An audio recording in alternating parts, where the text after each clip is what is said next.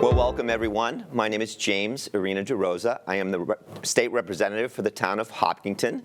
It is an honor to serve this community. I got elected just over a year ago and replaced our beloved friend Carolyn Dykema, who I'm sure many of you know.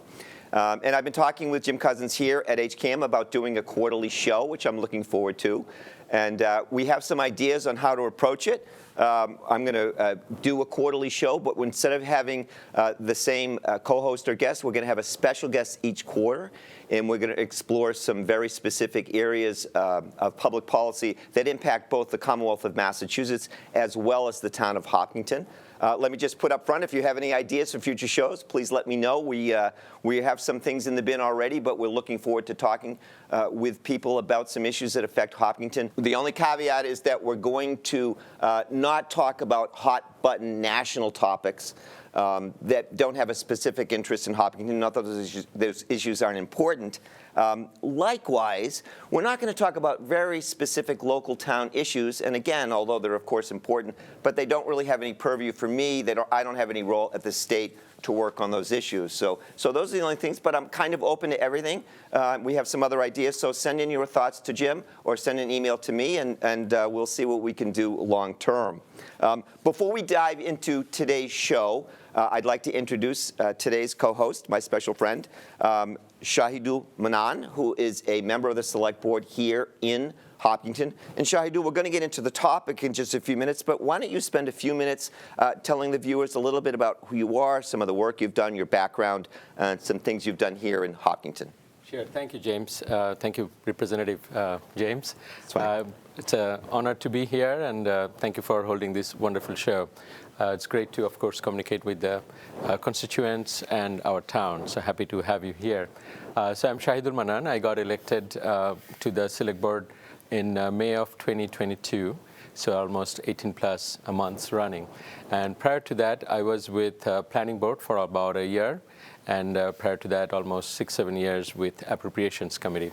So I moved to Hopkinton about almost 12 years ago. Time flies. And happy that our kids grew here. Both my children went through our wonderful school system. And I am happy and humbled to have the opportunity to give back to the community and to serve any way we can. And it's a wonderful town, as we all know. I mean, we are a burgeoning town, vibrant with growth and the economy and all the great things we are doing. It's number one in peaceful town in many measures. It's number one in schools. And we have so many great things going on. I'm just humbled and happy to be part of it. Terrific. Well, welcome, Shahidul, and I'm so pleased that you're my first guest. I think you're one of the first people I met when I was running for office, and we had some great early conversations. So today, you're here because we're going to talk about economic development. In fact, that was one of the first things you mentioned to me. And, you know, as you know, and all the towns around here struggle with this, you're always trying to balance growth and with keeping real estate taxes in check, and the way to how much business do you attract, how much growth do you allow. It's kind of a combination of all those things. But one of the first things you mentioned to me was the importance you thought that we should establish an economic development office here in Hopkinton. I was actually able to work with the town and others that we got a small earmark to get some money to support that. I think the town's still figuring out how exactly to use that money, but it's going to support economic development, so I'm pleased with that. But what I'd like you to share, you know, now that Julia is in place and settled a little bit, talk to me about your vision for that office. What are the hopes? What are the kinds of things that she and others will be working on related to economic development? Sure, yeah. First of all, thank you for your support and the grant that you have helped get us. Certainly helped kick off the Economic Development Office. And it's actually now a multi-faceted office. I want to read the name right. It's sure. Sustainability, Economic Development, and Equity SEED office. Okay. And we found a wonderful, talented Julia Chun to lead it. And she's doing wonderful. In the first few months, she acquired other grants, 35,000 so far. So we are really charged up to do more. And right now, it's more planning and staging phase, as you can imagine. She's settling in well. And with that, I think this is a great time and opportunity for our town to take it and start from here, to take it to the next level. So what I'm thinking, first I'll go over the structural part of it and then the vision a little bit. So what I'm thinking, and we are going to discuss it in the upcoming meetings and start to formulate it. I already talked to some of the stakeholders, Chamber of Commerce, some of the nonprofits who are here, Julia Chun and the town administration, my Select Board fellow members, is that we now want to start building a comprehensive strategic vision for our economic development efforts and path. What we are doing is great, but now we are at a stage to really lift it up to the next level. So I'm proposing to build an Economic Development Council who will help formulate this vision and strategic path. And it'll be constituted by our town administration, of course, Julia Chun, and the seed office, the elected various bodies, representative, and the biggest partner is the Chamber of Commerce and the nonprofits in town. And with all these bright minds and with all these people focused on economic development for various good reasons, I believe we can really promote the ideas one notch up. That's what we need. And this is a great time and opportunity, as I was mentioning. We are phasing out of COVID. We are near completion of our downtown corridor project, and now we are at a stage with the Economic Development Office that we can really start to plan and start to collaborate. And a big part of it would be also to do the outreach. And there are more I'm sure we'll discuss, but the vision involves not only that we will look at building the plan and the path, but actually have a dedicated focus group who will move forward with solving the problems that we have, looking for the opportunities that we have. So the key areas would be how can we build the infrastructure for the future? And as you know, one of the bigger challenges is that we don't have enough parking. And in the last few years, we have acquired a lot of land and have promoted a lot of parking activities, and we are about to add almost 65 new parking, so that'll help downtown more. Then we are looking at building more and better transportation, because to get the workforce and the talent to come to the business here, we really need a network of good transportation, and we'll talk more how we can collaborate further on those.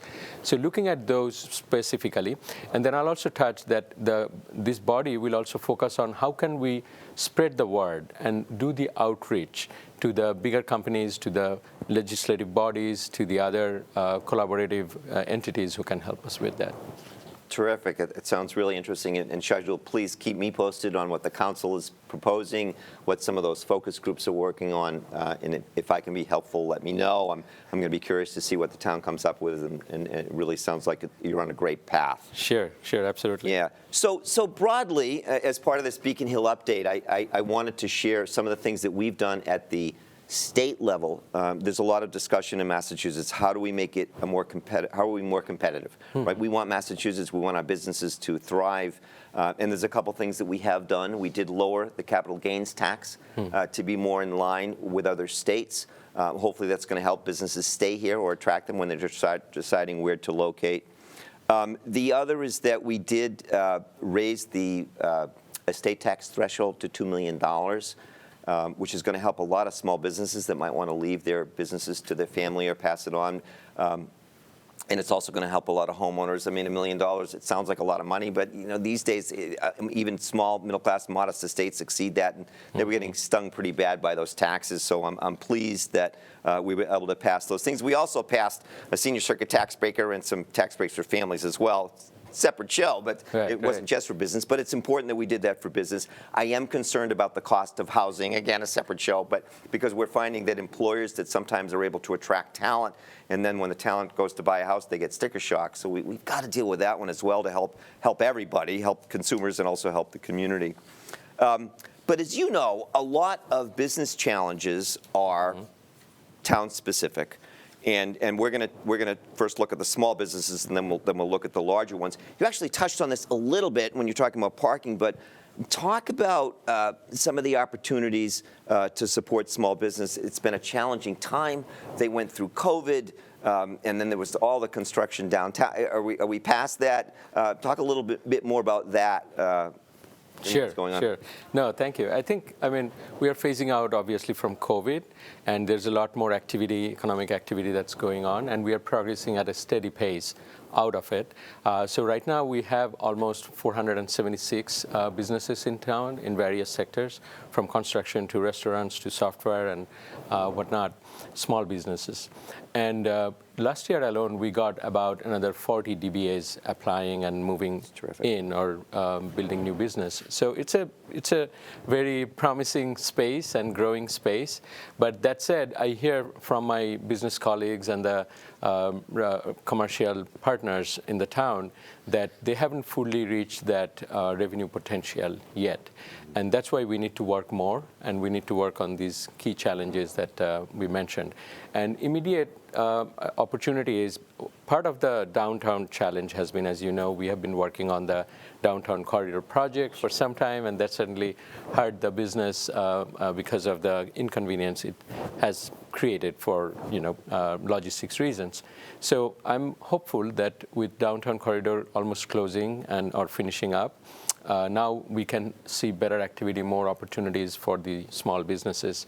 And Julia and I talk about it, and we are going to elaborate further on how we can help. Some of the areas are the Chamber of Commerce does a wonderful restaurant week.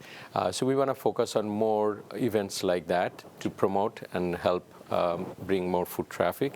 And then we have the long-term vision that we want to start working on. I talked about the infrastructure. And on top of that, there are two other things I want to add to it. One is that we do need more foot traffic. And for that, the long-term vision, also something we need to work everyone together, is how can we have more managed but controlled growth for the downtown area that can help bring more residents that wouldn't burden our schools or wouldn't burden our infrastructure as much. And there are great ideas floating. As you know, we are looking at our center school repurposing or rebuilding, whatever we do with potential public-private partnership, and there are a lot of proposals that's in place. So one of the proposals I liked is building out senior citizen housing there. So that would not only help our senior citizen and elderly with their affordability and staying in the town, which many certainly loves and wants to do, but it would also help with the foot traffic that I was talking about. And you definitely need that to attract business and to help grow business. So those are some of the long-term that we want to do. But I should also mention that we are in a great town because of its great character. It's a semi-rural ambience and the beauty that we have and the environmental beauties that we have. So we certainly don't want to compromise with that. And that's the tough balance that we have.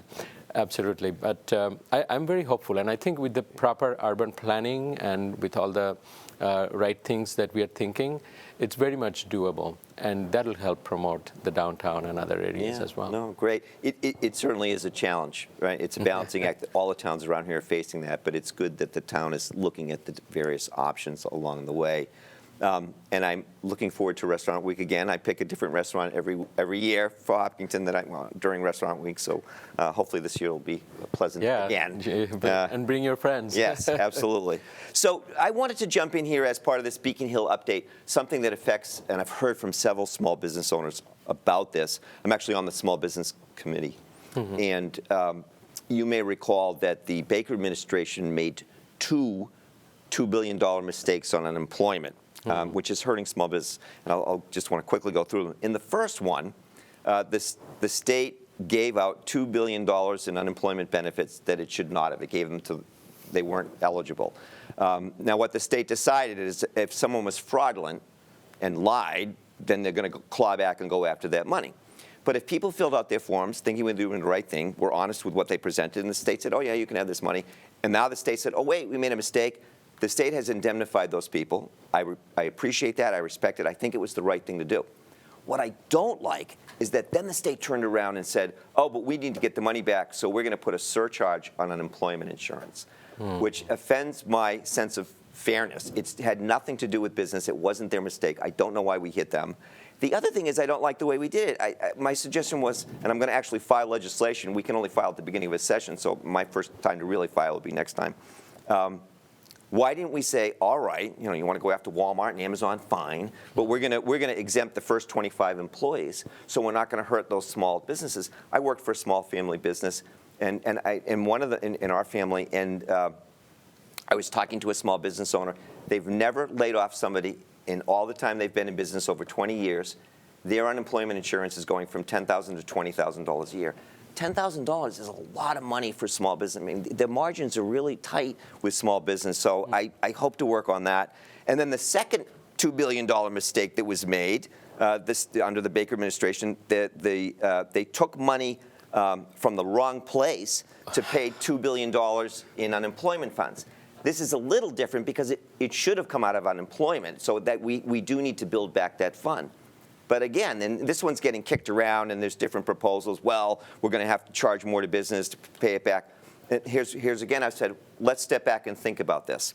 Okay, obviously we want to build the fund back because we want to be able to help people when they're on unemployment. However, we are at historically low unemployment, so let's, for now, just put a pause on it. Let's not put the surcharge in. And with a caveat and understanding that if unemployment hits 6%, or whatever, it goes too high, then of course we're going to have to take a little bit more from businesses that are still functioning because we want to help people who are on unemployment. I just don't think we need to rush into it. We've been talking about how businesses are still coming out of COVID. There's still all these challenges that they have. So those are some things that I'm hoping to work a little bit more on that affect all of our small businesses but play out at the state level. Hang on one sec. So Shaidu, let's talk now about attracting businesses. And you alluded to this. And I've got a specific scenario I'd love to hear your thoughts on. But then also, please share other things that you may have already have in mind. My understanding is that the vacancy rate on South Street is approaching 40%. Right. And I think we have a real opportunity. I was at the Mass Biotechnology Council, and I met with them briefly. I want them to come out here, and I'll invite you and the others and the town leaders to be part of these conversations. They are searching. They want to expand for biomanufacturing. They want to expand R&D. And I just feel like we have a real opportunity. We have a deep talent pool in this part of the state. People are attracted to Metro West, to this area, great schools. Also, the square footage costs are so much lower than Cambridge. Cambridge, it's out of control, and the housing is, not that the housing's not expensive here. I just think that if we could attract that sector, it's a real opportunity for us, and maybe there's other ideas that you have. I'd just like to hear, expound a little bit on what we can do to attract business, things that you've been thinking of along the way. Sure. No, first of all, thank you for all the good work that you are doing and correcting the problems with the budget and the little bit. And I'm happy to hear that. And one of the frustrations you will hear from the constituents all the time, we hear, is why is there such inherent inefficiency with the government and inherent fallacies like this with the government? And I'm glad we are working towards it. And I refuse to accept that, it's government, it's bureaucracy. I always think we can do better. Sure. And there's opportunities to do the better. So thank you and kudos to you and all the leaders we have to focus on that, and good luck with that. In terms of the opportunities, I think you're spot on. We are actually a platinum town rated for biotech, especially, and biosciences. So we are ahead of the game in terms of that. And we have had success stories with Lycan and other bioscience companies who are coming in. And it fits very well with the town character I was talking about. It's not super crowded. It has the right talent right, and more limited talent pool, not too commercial look, and have good participation in innovation and expansion through various services and research work. So that fits very well with our town, and we can support it very well because in the Metro West, as you know, is a very talented section of the state. Now, what I think we could collaborate more is that, first of all, we need to have more outreach and that connection between state, Boston City, and the suburbs, Hopkinton, and the Metro West region. I feel that is not a strong connection yet. That's why we see everything kind of jamming up in Kendall Square, even though it's like 10 times the per square cost, and the talents are suffering with the traffic and everything. So there's huge value proposition to bring a lot of good business, especially bioscience, and we are the biotech center of the world, Massachusetts that is, to bring them to the Metro West and to town like ours, Hopkinton, where we are in open arms and we have huge capacity, and huge meaning good enough. As you mentioned, 40% already are available in South Street. So to bring that, help that outreach, to build that bridge with these, and how state can do that, I think there are many agencies who work on various areas, and they have various programs with various technology companies like this to help represent us and be our voice or bring our footprint to the right ears and right eyes. That would be tremendously helpful. And the second one is, you have mentioned a lot of tax incentives and others to continue to work towards it and see how can we incentivize them more to decentralize or to go to the suburbs. Is it a tax incentive, or is it something else that we can do in terms of talents or assurance? We have to be creative and find out how we can do that, or partnership for innovation, or building innovation centers in the suburbs in our town, most welcome, that can help attract first and bring those companies here. And the last one is also, we have a talented group of professionals living in the suburbs who commute to downtown Boston with heavy traffic. A lot of them, I'm sure, would be interested more to stay in the suburb, and that is an attraction. But if we can also institute more training in this sector, like training centers or training programs, that will also help lift up the workforce and the professionals in this space and get more visibility in line with what the bioscience companies are looking for. So a lot of good things there, the outreach, the connection, the talent pool, and building more innovation center-like institutes to get their attention and show the value proposition to them. No, that's great. I'll look forward to working with you on that. And you actually kind of touched on this. I wanted you to, if you had any closing thoughts, and also ways that we can collaborate, things that we could be doing together, anything you haven't had a chance to mention that you think is important for economic development in Hopkinton. Yeah, no, absolutely. Thank you again, first of all, for giving me the opportunity and to bring your thoughts and collaboration on this very important topic. And as you know, we are still forming and norming with our Economic Development Office. So first of all, if you can help continue to search for grants and collaborate on that front, we do need that. And on our budget front, as you mentioned, I think in one of the earlier questions, is that we are growing fast. And because of that, we have our school needs, our infrastructure needs, and you'll hear it everywhere. And that is impacting our tax burden. And potentially, it will continue for some time. And that is why we want to balance as much as we can the revenue sources. So right now, our almost 81 to 84% is coming from residential taxes alone, and about 14% coming from commercial, a few percentages from commercial equipment. But we need to untap the notch on the commercial so we can reduce the burden on the residential taxes. And it's also quality of life, as you can imagine. If we have that vibrant downtown, once we have more vibrant businesses, we'll have a better quality of life in terms of work, live, play within our town. So all these are very important, and we want to focus on that. Now, the challenges should be, where do we find the initial investments? How can we bring these talents? How can we collaborate further? So one thing is, as I look at the wonderful things that the state and regional economic development planning and various boards are doing, I attended some of those seminars. I think, again, how can we participate more with them, and how can you help us bridge with them coming here? One challenge I have noticed is that there are many great agencies and at state level and regional level, but unfortunately, it appeared that they're not all very well orchestrated and well connected. So it's like left hand, right hand doesn't always know what's happening. How can we orchestrate it better, align them better, and then town like us can participate and get their force? I think there are tons of wonderful things that I hear and see happening at strategic level, and in some execution level there are funding too. We need to make that connection, get that voice together, those thoughts together, and your help on that would be tremendously helpful. Well, I will certainly try to help, but you mentioned something so important. We need more systems thinking in government. There's a tendency to be siloed, and the reality is so many of the challenges that we face are all interconnected, so hopefully we'll work together to make some progress on that. Shahidul, before I close out this show, and thank you so much for joining me. It's been a pleasure to talk to you and catch up and hear some of your thoughts. Can you just tell the viewers, how do they contact you or someone in Hopkinton if they have a Hopkinton-specific issue that they want to discuss? Sure. Thank you for listening and joining us tonight.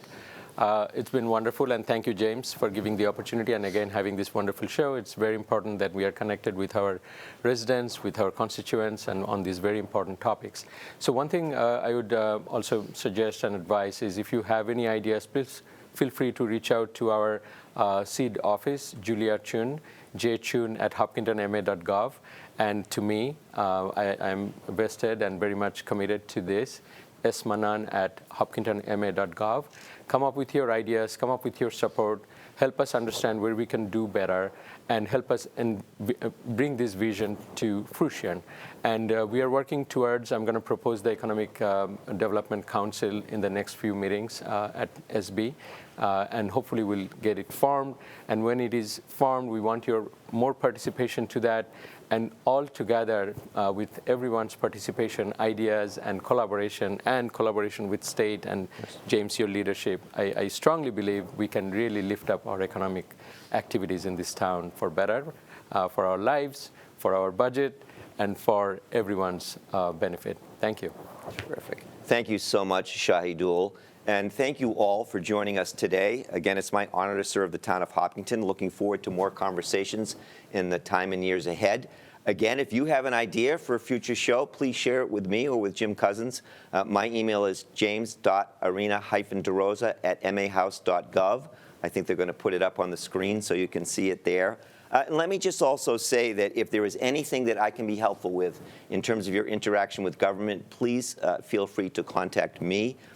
It's interesting, one of my towns, before I was elected, had a survey, and 40% of the residents didn't know who to contact if they needed help in government.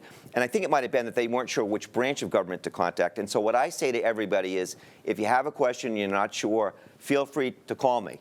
If it's related to the state and we can help troubleshoot and problem solve with you, for you, we are happy to do that. If it's an issue playing out in the legislature, I'm happy to have that conversation and let you know how I feel about it. But if it happens to be something that's federal, we'll put you in touch with our congressional. We have a great team, and we support them. And likewise, if it's something very specific, we'll make sure you talk to the right office here in Hopkinton. But please feel free to reach out to me anytime, and I will do my best to help you in any way that I can. Thank you again for joining us. And remember, if you have an idea for a future show, we'd love to hear your thoughts. Thank you all for joining us today.